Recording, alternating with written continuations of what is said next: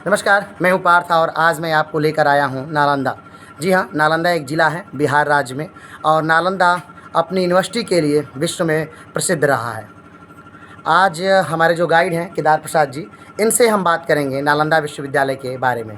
तो केदार प्रसाद जी, सबसे पहले बताइए कि नालंदा विश्वविद्यालय की स्थापना किसने की थी? खुदाई रिकॉर्ड के आधार पे 5वीं सदी में सम्राट कुमार गुप्त ने करवाई थी। फर्स्ट फाउंडर वही थे, कुमार गुप्त राजा। राजा कुमार गुप्त ने मुख्यतः इसकी आधार डाली और ऐसा नहीं है कि किसी एक वंश ने ही इसको पाला पोसा, अलग अलग वंशों ने इसकी देखभाल की और ये विश्वविद्यालय फलता फूलता और बढ़ता रहा। तो इस पूरे विश्वविद्यालय के बारे में एक भौगोलिक हमें जानकारी दीजिए सर।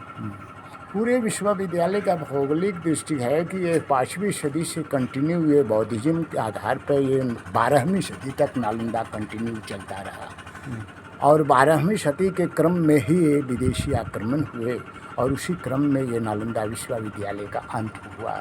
और जिस समय कि वो नालंदा चल रहा था विश्वविद्यालय, 3 बड़ी बड़ी लाइब्रेरियाँ थी, सारे ग्रंथ बौद्ध धर्म का धार्मिक ग्रंथ रखा हुआ था, उसको जलवा दिया गया, हॉस्टल को तोड़वा दिया गया।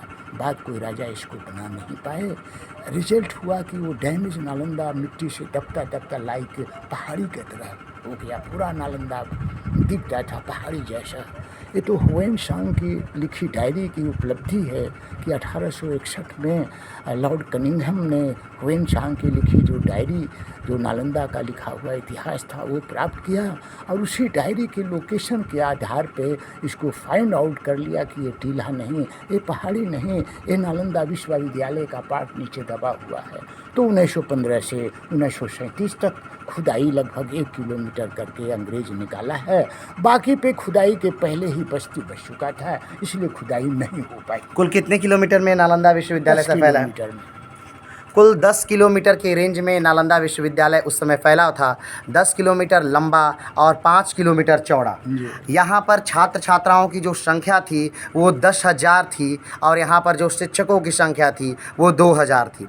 कहा जाता है कि नालंदा विश्वविद्यालय में 4 मुख्य द्वार थे, जिस पर एक प्रकांड पंडित उस समय बैठा करता था और जब भी कोई विद्यार्थी इस विद्यालय में प्रवेश के लिए आता था तो उसी द्वार का पंडित उससे प्रश्न करता था। अगर वो प्रश्नों के जवाब से संतुष्ट होता तो वो नालंदा विश्वविद्यालय में उस बालक को प्रवेश दे देता।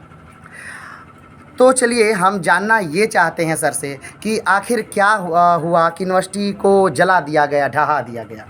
कारण यही हुआ कि ये बौद्ध धर्म का विश्वविद्यालय था। देश और विदेश के लोग यहाँ छात्र के रूप में आकर के बौद्ध धर्म का अध्ययन करते थे और अध्ययन करने के बाद जब परफेक्ट नॉलेज हो जाता था तो वो बौद्ध धर्म प्रचार के लिए देश और विदेश चले जाते थे। इसी तरह से बौद्धिज्म पूरे विश्व पैमाने पर फैल रहा था, इसलिए दूसरे रिलीजन के लोग उसको रोकने के लिए इसमें आते थे। कहा जाता है कि कुतुबुद्दीन ऐबक का सेनापति बख्तियार खिलजी बिहार में जब प्रवेश करता है तब वह नालंदा विश्वविद्यालय को ध्वस्त कराता है। कहा जाता है कि यहाँ की लाइब्रेरियाँ जब जलती रहीं तो 6 महीने तक लगातार यहाँ के लाइब्रेरियों से लगातार 6 महीने तक यहाँ की लाइब्रेरियाँ जलती रहीं। बख्तियार खिलजी सिर्फ यही नहीं रुका, यहाँ आसपास के लगभग सारे मंदिरों, सारे बौद्ध स्तूपों और सारी चीज़ों को उसने तोड़ दिया।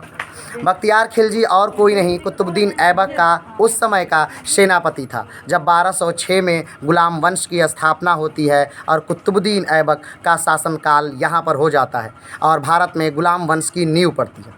तो आइए हम सर से ये जानते हैं कि ये विश्वविद्यालय का जो आय का स्रोत था वो कहाँ से आता था, कहाँ से इस विश्वविद्यालय को पैसा मिलता था, आर्थिक आय जिससे इतने बच्चे यानी 10,000 बालक खा लें, उसमें खाना खा लें, वो कहाँ से मिलता था?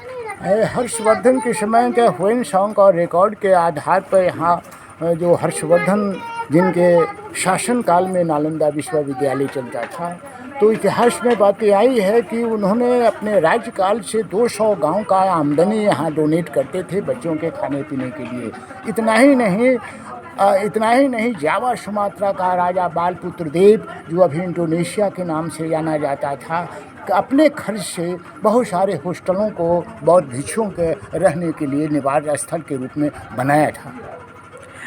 कहा जाता है कि यहाँ पर उस समय के सर्वोच्च विद्वानों में से एक शीलभद्र यहाँ के कुलपति हुआ करते थे, और जो यानी कि आज के समय में चांसलर और वाइस चांसलर के तरह ही पद थे। जो चांसलर था वो राजा हुआ करता था, और जो वाइस चांसलर था वो यहाँ का कुलपति जो राजा द्वारा ही नियुक्त किया जाता था। और इस विश्वविद्यालय में बौद्ध दर्शन से ही संबंधित सारी पढ़ाइयाँ होती रहती थीं। तो क्या हम पूछना चाहेंगे सर से, क्या और कुछ बचा है इस विश्वविद्यालय में जानने के लिए, तो सो आप बताइए। अभी तो हमारा जब खुदाई अभी तक तो अधूरा है, पूरा हुआ नहीं है, 1 ही किलोमीटर हुआ है।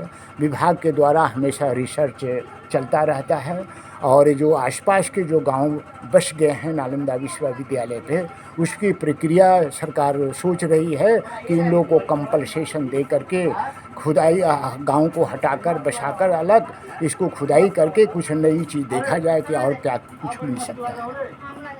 तो आज के लिए इतना ही, लेकिन हमने अपने एक सबसे बेहतर यूनिवर्सिटी, अपने एक सबसे बढ़िया विश्वविद्यालय, अपने एक बेहतरीन ज्ञान के केंद्र को हमने खो दिया। हमने खो दिया भारत की एक संस्कृति सिर्फ धर्म के चक्कर में। क्योंकि कुछ हिंदू इसे नहीं मानते थे, कुछ मुसलमान इसे नहीं मानते थे, कुछ जैनी नहीं इसे मानते थे।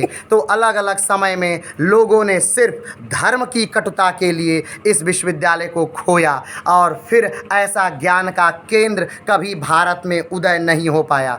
अगर देखा जाए प्राचीन हिस्ट्री को, तो भारत का या विश्व का ये प्रथम विश्वविद्यालय था जो कि आवासीय था। विश्व का वैसे प्रथम विश्वविद्यालय की बात करें तो तक्षशिला था जो आज पाकिस्तान में है, और नालंदा के ही कुछ दूरी पर स्थित भागलपुर में एक विश्वविद्यालय है जो कि विक्रमशिला के नाम से आज भी जाना जाता है, लेकिन उस पे भी वहाँ भी सिर्फ भग्नावशेष ही बचे हैं।